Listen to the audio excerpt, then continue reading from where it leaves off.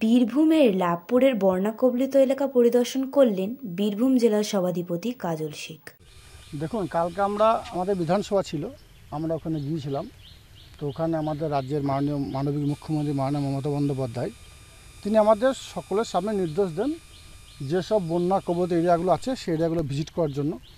তো এখানকে এসে দেখলাম, আমি কালকে দুদিন আগেও এসেছি, তো আগেও এসেছি। এখানকার যারা স্থানীয় নেতৃত্ব আছে, পঞ্চায়েত সমিতির সহসভাপতি আছেন, এখানে আমাদের অঞ্চল নেতৃত্ব আছে, বিডিও আছে, ইরিগেশন ডিপার্টমেন্ট আছে, সকলে মিলিতভাবে সংঘবদ্ধভাবে এরিয়া মানুষের পাশে আছে। এখানে জয়চন্দ্রপুর গ্রামটা গেলাম, হরিপুর গ্রামে এলাম। এখানে এসে দেখতে পাচ্ছি এই গ্রামগুলোর বাইরে যাওয়ার কোনো আধার নেই। স্বভাবত এখানকার যারা স্থানীয় নেতৃত্ব আছে তারা সকলে মিলিতভাবে প্রশাসনিক পক্ষ থেকে, গ্রামের পক্ষ থেকে ওদের ক্যাম্প তৈরি করা হয়েছে এবং সেই ক্যাম্পে রান্না বান্না করে খাওয়ানো হচ্ছে। ওই পরিবারের মধ্যে কোনো অসন্তোষ নেই, ওরা ওদেরকে যথেষ্ট পরিষেবা দিয়েছে।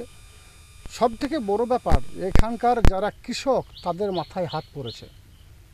হাজার হাজার হেক্টর জমি জলের তলায়, যেগুলো চাষাবাদ হয়ে গিয়েছিল সেগুলো আর ধান হবে না, এবং অনেক মাটির বাড়ি আছে যে মাটিগুলো জলের তলায় চলে গেছে। আমরা প্রশাসনিক স্তরে ডিএম সাহেবের মাধ্যম দিয়ে এবং আমাদের মাননীয় মুখ্যমন্ত্রী মাননীয় মমতা বন্দ্যোপাধ্যায়কে আমরা সরাসরি এই বিষয়গুলো জানাবো। এখানকার বিধায়ক সাহেব আছেন আমাদের অভিজিৎ সিনহা অর্থাৎ রানাদা, তিনিও কাল আমার সামনে আমাদের দিদিকে জানিয়েছেন। দিদি তিনাকেও বলেছেন, আশ্বস্ত করেছেন সারা বাংলা রিপোর্ট আসতে হবে। সারা বাংলা রিপোর্ট একসঙ্গে যাওয়ার পর দিদি অবশ্যই ডিক্লেয়ার করবেন, কৃষকদের পাশে থাকবেন।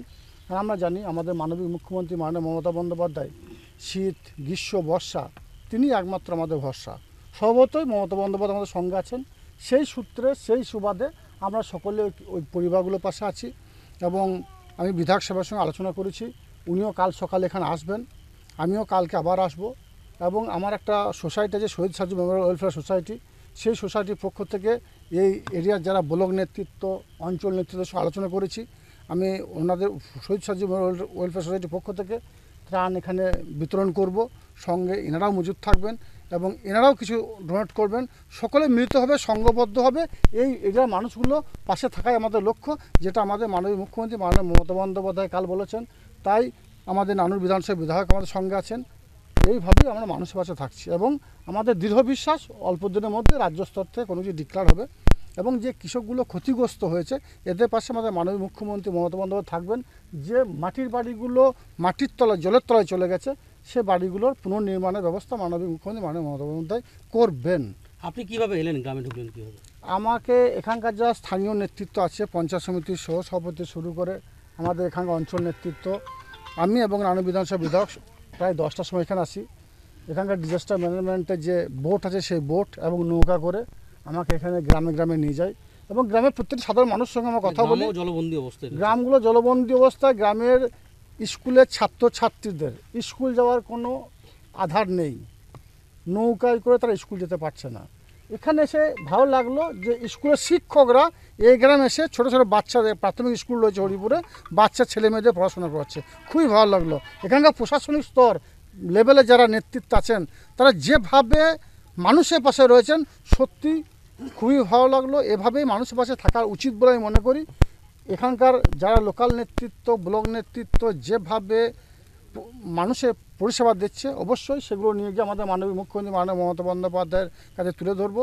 এবং এই এরিয়ার মানুষের যে চাওয়া পাওয়া, এই এরিয়ার মানুষের কৃষকদের যে ক্ষতি হয়েছে, এখানকার যে বাড়িগুলো ভেঙে গেছে, যে পুকুরের মাছ চাষ করতো সে মাছ চাষিরা আজ মাথায় হাত, তাদের বিষয়ে আমরা ওখানে গিয়ে তুলে ধরবো। অনেক গ্রামে যারা মানুষের রয়েছেন তারা বলছেন যে খাওয়া দাওয়ারও সমস্যা হচ্ছে, একটু যদি তাদের পাশে দাঁড়ানো যায়, হ্যাঁ, এরকম ধরনের অভিযোগ অভিযোগ অবশ্যই থাকার কথা। কারণ ধরুন এখন একটা প্রাকৃতিক বিপর্যয়, দুর্যোগ, এই গ্রামে 1 কেজি চাল বা 1 কেজি আলু আনাটা আনতে গেলে নৌকার মাধ্যমে আনতে হবে।